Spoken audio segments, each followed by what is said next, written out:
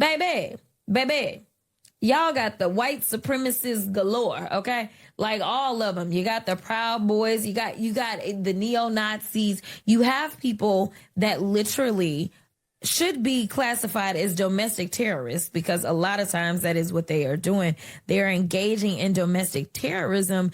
And guess what? They all align with your side. Yeah. Including the KKK. Congresswoman from Texas, Jasmine Crockett, the Democrat, talking about the Republican Party. And obviously, she has been saying a lot of outlandish things, so maybe on brand for her, but maybe not a good move for the struggling Democratic Party if they want to attract voters. Pleased to bring in our panel and break down this and more. Our left-right panel. On the right, President of the National Federation of Republican Women, Julie Harris. And on the left, Democratic strategist Mike Gatto. Great to see you, Mike. All right, so I'm going to let you start, Mike, as a Democrat. And then, Julie, as a female on the right, when you hear, though, Jasmine Crockett saying these things, I mean, who's attracted to that, Mike? Who is looking at that saying there's somebody who should be sitting in Congress making decisions on behalf of people in Texas? There seems to be a huge disconnect here. Well, now, Bianca, there are members of Congress in the Democratic Party and the Republican Party who are more appropriate as social media influencers than members of Congress.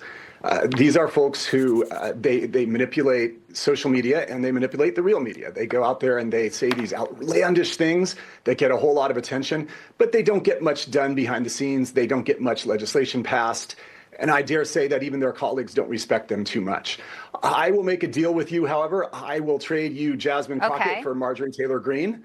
If you want to take that deal, it's on the table.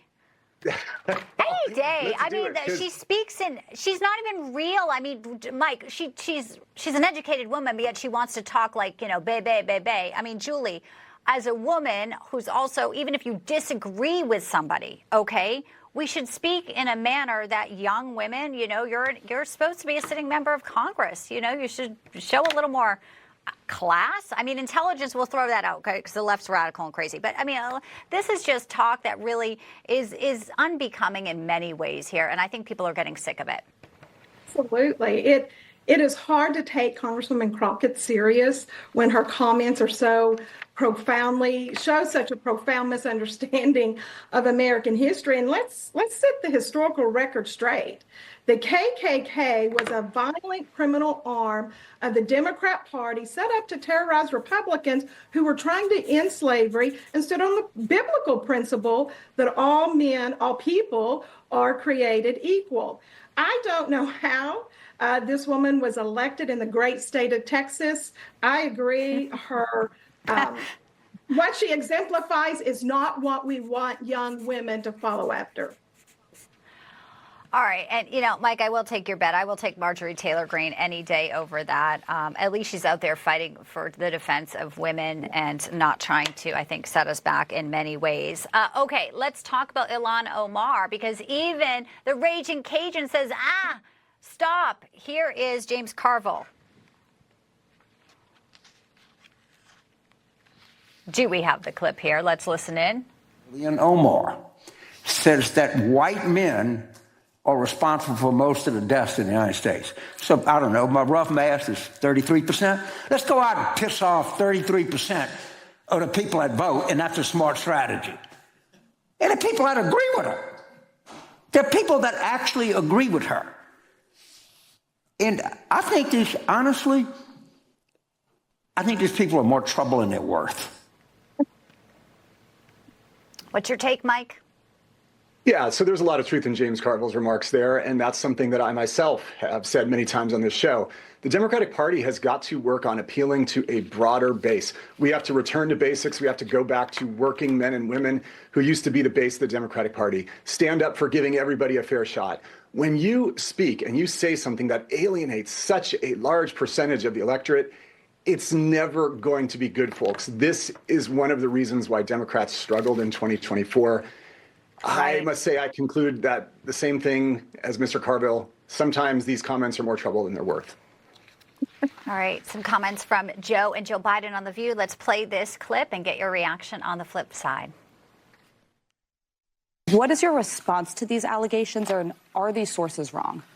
They are wrong. There's nothing to sustain that, number one. Number two, think of what we're left with. We're left with a circumstance where we had an insurrection. One of the things and Alyssa, one of the things I think is that the people who wrote those books were not in the White House with us, and they didn't see how hard Joe worked every single day. I say elder abuse. I'm going to give you each 20 seconds. First to you, Julie, and then Mike Gatto will have the final word. No surprise that Biden went on The View. It's his political comfort zone. It's where the leftist politicians go to get their ego stroked. No amount of polishing his legacy will undo the reality of his failed administration that hurt many Americans. There's rumors that they're broke. Maybe he's trying to get a speaking engagement, but Mike, this isn't helping their cause. Your final thought. Correct. They're acting for the history books now. They're trying to rewrite things a little bit. But the sad truth is that they should have been acting for the history books a long time ago. Joe Biden should have, declared that he was going to open up the primaries a long, long time ago, 2 years ago. He didn't, and now we're dealing with it. So I think this is bordering on elder abuse at this point. Great to see you both. Our left-right panel, Julie Harris, Mike Gatto. Enjoy the rest of your Friday. See you back here soon, guys. Happy Mother's Day. You too, Bianca. Thank you so much, Julie. Appreciate that.